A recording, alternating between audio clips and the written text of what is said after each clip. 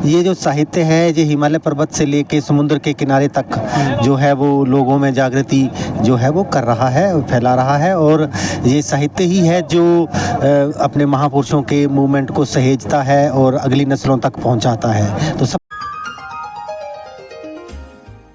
साथियों नमस्कार, आप देख रहे हैं नेशनल जनमंच बलराम कुमार के साथ, और इस वक्त हमारे साथ बहुजन समाज के बहुत बड़े लेखक हमारे साथ सतनाम सिंह हैं। हम सर से बात करेंगे इस विषय पे। सर, सबसे पहले नेशनल जनमंच में स्वागत है सर। बहुत बहुत धन्यवाद आपका।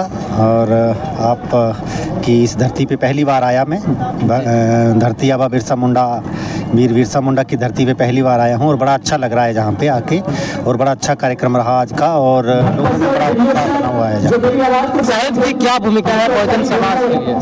साहित्य की मुख्य भूमिका है, और ये बहुजन समाज का जो आंदोलन है पिछले 2500 सालों का, साहित्य ही है जो इसे जन जन तक पहुंचाता है। और देखिए, जैसे कि मैं सम्यक प्रकाशन से जुड़ा हूँ, तो सम्यक प्रकाशन का साहित्य जब मैं हिमालय पर्वत पे जाता हूँ, चंबा में, जम्मू में, शिमला में, तो वहाँ भी लोगों के घरों में देखता हूँ। और जब मैं मुंबई में और गुजरात में समुद्र के किनारे जाता हूँ, तो वहाँ पे भी लोगों के घरों में मैं साहित्य देखता हूँ। तो ये जो साहित्य है, ये हिमालय पर्वत से लेके समुद्र के किनारे तक जो है वो लोगों में जागृति जो है वो कर रहा है, फैला रहा है। और ये साहित्य ही है जो अपने महापुरुषों के मूवमेंट को सहेजता है और अगली नस्लों तक पहुंचाता है। तो सबसे बड़ा योगदान अगर किसी का है तो वो साहित्य का ही है। सर, बहुजन समाज जिस तरह से साहित्य के भाव में अपनी चीज़ों को नहीं जान पाता है, पहचान पाता है, आज सर अब हमारे लोग जो हम साहित्यकार हो गए, कुछ लेखक हो गए, कवि भी हो गए, उसके माध्यम से लोग तक पहुंच रही बात। सर, आपको सर अपने महापुरुषों पर लेकर कैसा लगता है? बहुत अच्छा लगता है कि हम लोग जो हैं वो जो हमारी जो परंपरा है, जो 2000-2500 साल पुरानी परंपरा है, महापुरुषों का आंदोलन है, उस महापुरुषों के उस आंदोलन को हम जो है जन जन तक पहुंचाते हैं। और लोग जो है उसको पढ़ के वो जो पिछली पीढ़ी की दी हुई मशाल हमारे तक आती है, और हम उस जलती हुई मशाल को अगली जनरेशन तक देते हैं। तो बहुत अच्छा लगता है इसका। सर, आप लोग जब से लिखना शुरू किए तब से एक नया साहित्य का एक मुकाम खड़ा हुआ है। आज से अगर 10 साल पीछे जाएं तो बहुजन समाज के साहित्य नहीं मिलता था, लेकिन आज के समय बहुत बड़ा साहित्य का भंडार हो गया है, बहुत सारे लेखक हो गए हैं। तो सर, आने वाली जो पीढ़ी है उन लोगों के लिए क्या संदेश है सर आपके माध्यम से? आने वाली पीढ़ी को यही संदेश है कि वो अपने 2-2500 साल पुराना जो मूवमेंट है, इस मूवमेंट में जो जिन महापुरुषों ने आंदोलन किया और कुर्बानियाँ दी और अपने खून पसीने से इस मूवमेंट को, इस आंदोलन को सींचा, उसको समझें, पढ़ें और उसके प्रचार प्रसार में आगे जो है अपना योगदान दें, ताकि ये आंदोलन जो है वो जो जनरेशन बाय जनरेशन जो है वो आगे बढ़ता रहे।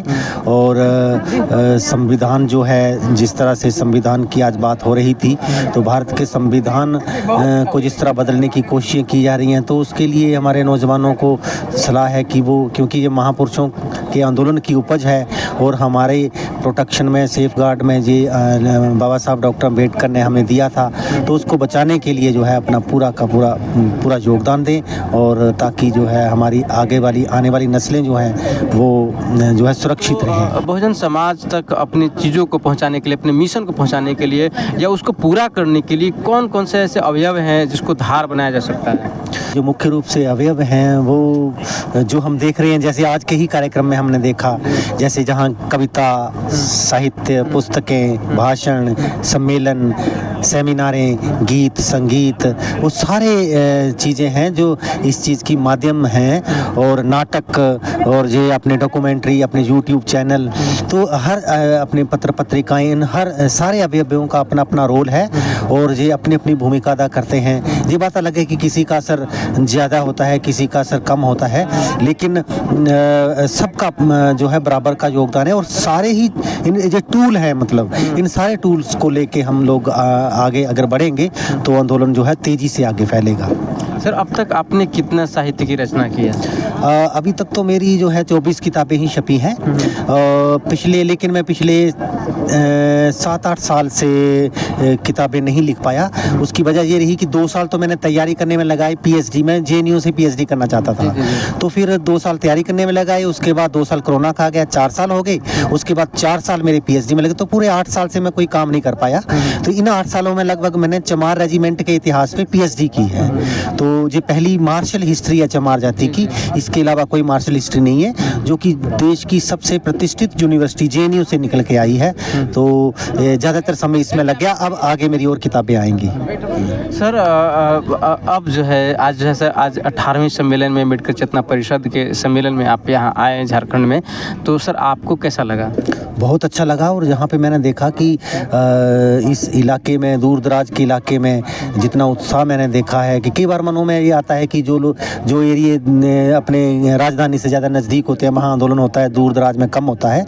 लेकिन जहाँ पे मैं जो देखा नौजवानों का उत्साह है, जहाँ मीडिया वाले, चैनल वाले है ना, और उसके बाद गीत संगीत वाले, कविता वाले और भाषण वाले, तो ये नौजवान और हर उम्र हर तबके के लोग, महिलाओं का इसमें भागीदारी, और विजय कुमार त्रिशरण जी ने जहाँ काफ़ी काम किया है और लोगों को जोड़ रखा है अपनी पुस्तकों के माध्यम से, अपने संगठन के माध्यम से, और लोग जुड़ रहे हैं। और सबसे बड़ी बात मुझे ये लगी कि जो महापुरुषों का मूवमेंट है ना, उस मूवमेंट को वो क्या बोलते हैं, समग्रता के साथ लेके आ रहे हैं जहाँ वाले। क्योंकि नॉर्थ में आप देखेंगे तो क्या होता है कि कुछ रविदासी हैं वो बुद्धिस्टों से दूरी बना लेंगे, लेकिन जहाँ पे बात देखिए मंच पे आप आज आपने देखा कि बुद्ध की भी बात हो रही थी और सदगुरु रविदास जी की भी बात हो रही थी।